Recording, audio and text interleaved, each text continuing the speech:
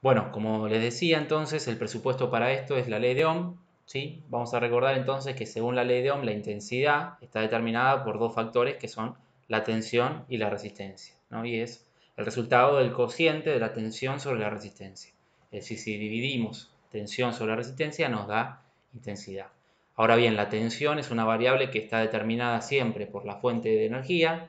En el caso de un aire acondicionado split de uso doméstico, obviamente la fuente de energía va a ser la tensión de suministro, es decir, lo que da IDEA en el caso de Mar del Plata, 220 volts,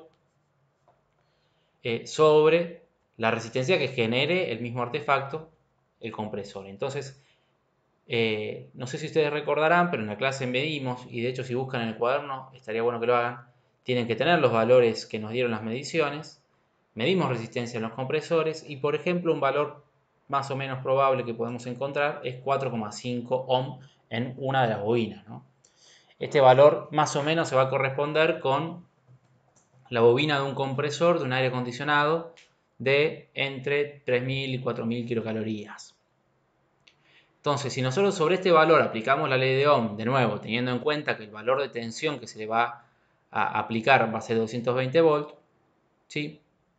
La cuenta que tendríamos sería más o menos esta, 220 volts dividido 4,5 nos daría como resultado 48,9 amperes, ¿sí? Es decir, un valor, se darán cuenta, grande, que supera por mucho la intensidad nominal de los cables, el valor de sensibilidad de las térmicas y demás. Es decir, no podría un artefacto funcionar dentro de una instalación doméstica con este valor de amperaje.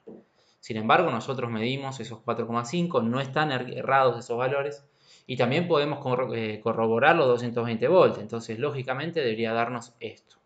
Sin embargo, si lo ponemos a funcionar al motor y nosotros medimos el amperaje, en este caso, nos va a dar un valor relativo a 4,9 amperes, ¿sí? Lo cual es un valor, se darán cuenta, mucho inferior, es como un 10% de lo que nos daba antes. Estando andando también podemos corroborar la tensión y la tensión, como les decía, va a seguir siendo de 220 volts porque eso depende del suministro.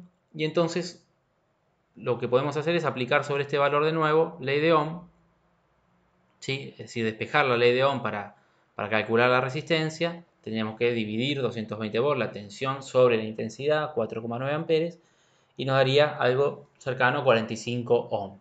Entonces la pregunta es, ¿qué pasó acá? Que cuando yo mido el motor me da 4,5 ohm, pero después andando, al parecer tiene una resistencia de 45 ohm. 45 ohm que es 10 veces más de la resistencia que medimos, aproximadamente, ¿no? Yo acá estoy redondeando los valores para simplificar un poco la cuestión, pero más o menos por ahí va a andar.